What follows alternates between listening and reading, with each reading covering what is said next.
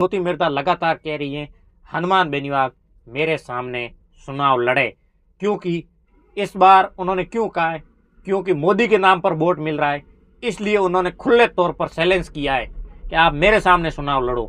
क्योंकि उनको पता है पिछली बार जब कांग्रेस में थी तब उनकी दाल गली नहीं, अभी वो सारे किसी भी हालत में बीजेपी के अंदर हैं और मोदी के नाम पर वोट मिल जाएगा, इसलिए वो लगातार प्रयास कर रही है और खुले तौर पर हनुमान बेनीवाल से चैलेंज कर रही है कि आप आओ मेरे सामने चुनाव लड़ो। और हनुमान बेनीवाल लगातार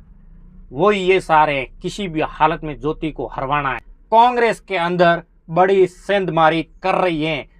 क्योंकि हनुमान बेनीवाल हैं वो भी नहीं सारे हैं, क्योंकि किसी भी हालत में ज्योति मिर्धा हारनी चाहिए। जो जाट नेता हैं उनको क्या दिया है और ज्योति मिर्धा चुनाव हार जाती हैं और फिर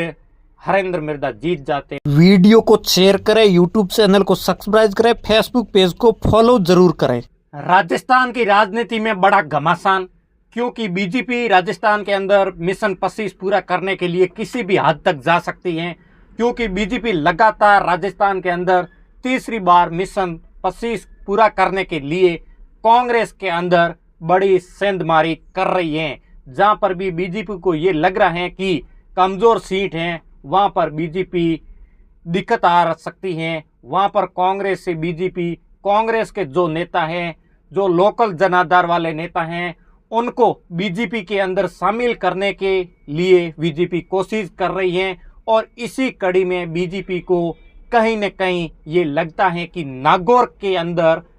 7 महीने पहले ये रिपीट थी कि नागौर एक बीजेपी की लोकसभा सीट है जहां पर बीजेपी बहुत ही ज़्यादा कमज़ोर है। तो उसी के लिए बीजेपी ने 7 महीने भर पहले ही ये प्लान बना लिया था कि वहां पर जो कांग्रेस के नेता हैं उन्हें बीजेपी ज्वाइन करवाई जाएगी और उसी को लेकर सबसे पहले कांग्रेस में वहां की पूर्व सांसद जो ज्योति मिर्धा हैं वो 7 महीने पहले पर विधानसभा चुनाव से पहले बीजेपी का दामन थाम लिया और बीजेपी ज्वाइन कर ली। और उसके बाद में उसने लगातार ये कोशिश थी कि ऐसा बताया जाता है कि रिछपाल मिर्धा की भी, जो कि 4 बार के कांग्रेस से विधायक रह चुके हैं, वहाँ उनका एक अच्छा खासा वोट बैंक है और मिर्धा परिवार का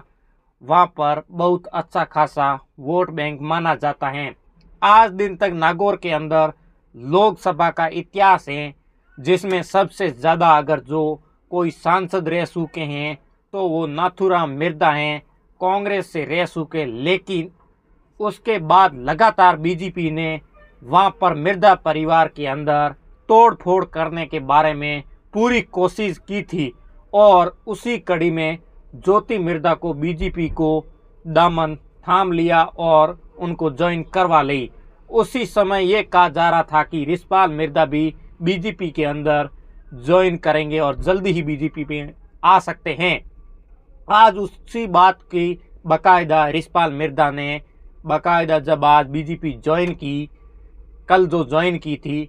पुष्टि भी कर दी। और उसके बाद विधानसभा का जो चुनाव होता है और विधानसभा चुनाव के अंदर ज्योति मिर्धा को विधानसभा चुनाव में लड़ाया जाता है। और कहा जाता है कि ज्योति मिर्धा ने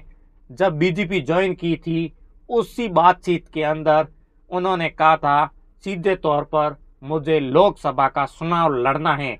लेकिन बीजेपी उसने विधानसभा चुनाव के अंदर उतार दिया था, वो भी नागौर की सीट से। और उनके सामने हरेंद्र मिर्धा चुनाव लड़ते हैं और ज्योति मिर्धा चुनाव हार जाती हैं और फिर हरेंद्र मिर्धा जीत जाते हैं। और विधानसभा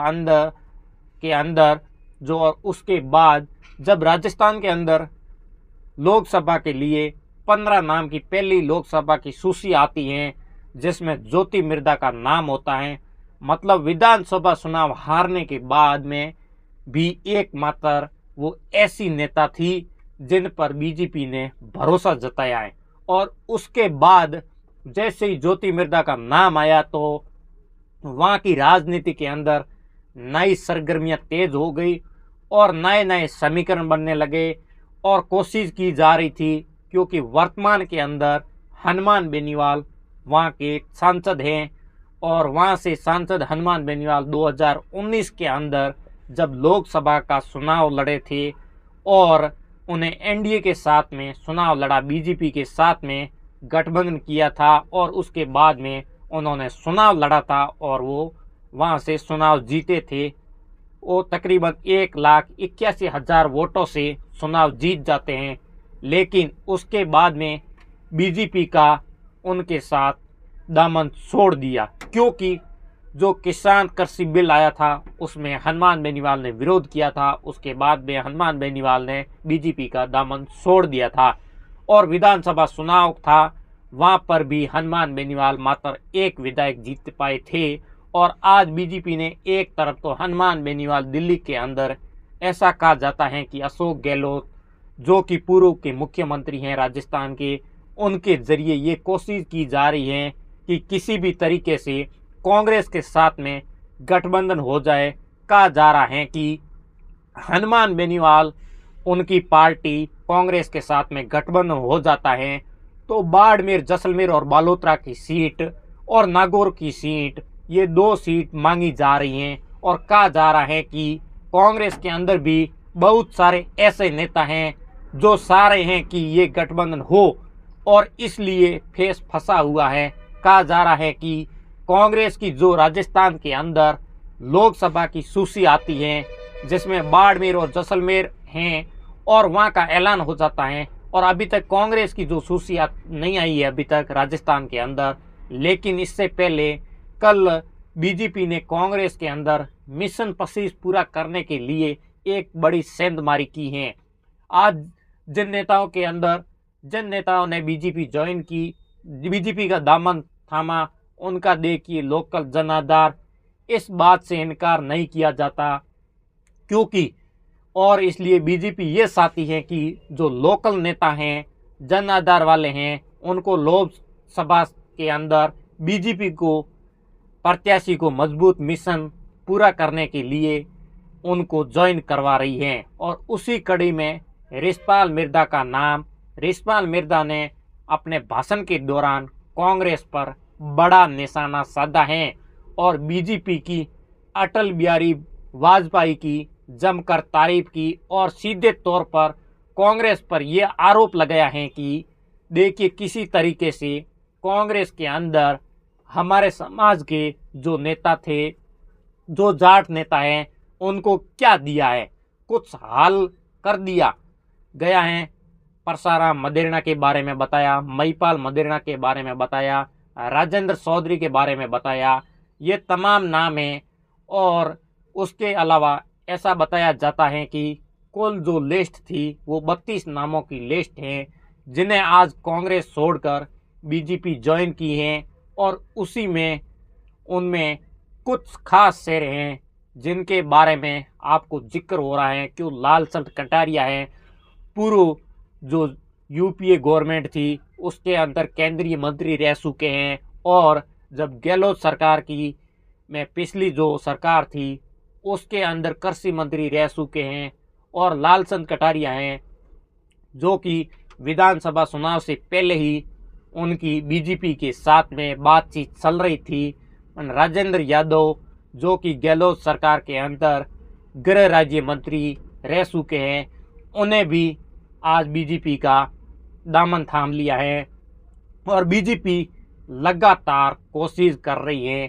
कि किसी भी हालत में कांग्रेस के नेता हैं उनको अपने साथ लाया जाए। और विजयपाल मिर्धा हैं, पूर्व एमएलए डेगाना, उन्हें भी बीजेपी का दामन थाम लिया है। और बीजेपी ने कांग्रेस के अंदर छेंदबारी कर और उसी दौरान मुख्यमंत्री भजनलाल शर्मा, सीपी जोशी,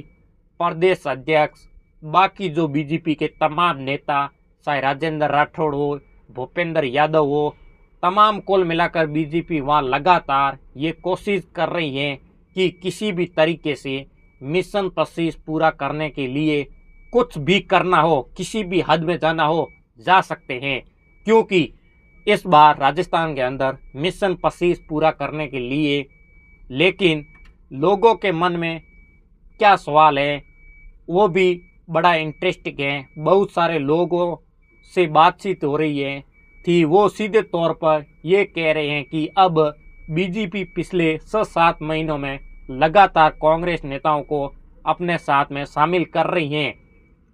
तो बीजेपी के जो बड़े नेता हैं जो कि विधानसभा चुनाव लड़ने का या फिर लोकसभा चुनाव लड़ने का उनका क्या कुछ हाल होता होगा। अगर ज्योति मिर्धा चुनाव जीतती जाती हैं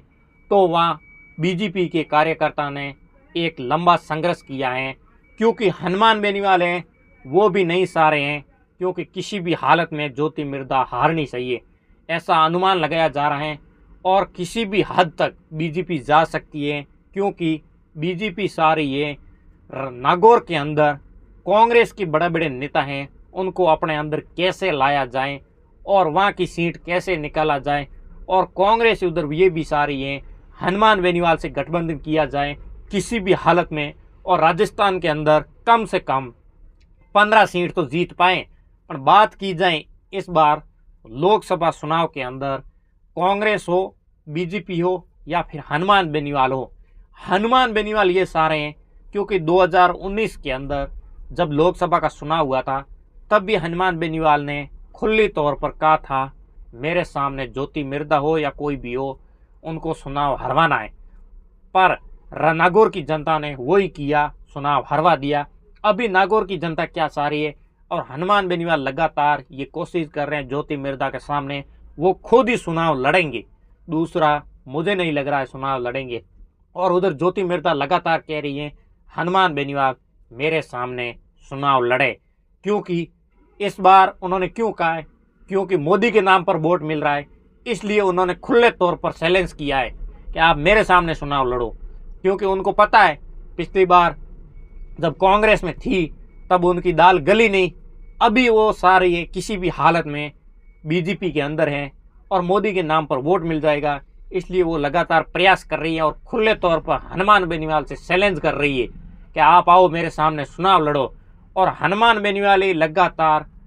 वही ये सारे हैं किसी भी हालत में ज्योति को हरवाना है। पर आपको क्या लग रहा है नागौर की सीट पर, आप कमेंट करके ज़रूर बताएं और वीडियो को शेयर ज़रूर करें। और हमारे यूट्यूब पर देख रहे हो सब्सक्राइब कर लें, फेसबुक पर देख रहे हो फॉलो ज़रूर करें, और अगले नए वीडियो मिलते हैं। राम राम, नमस्कार।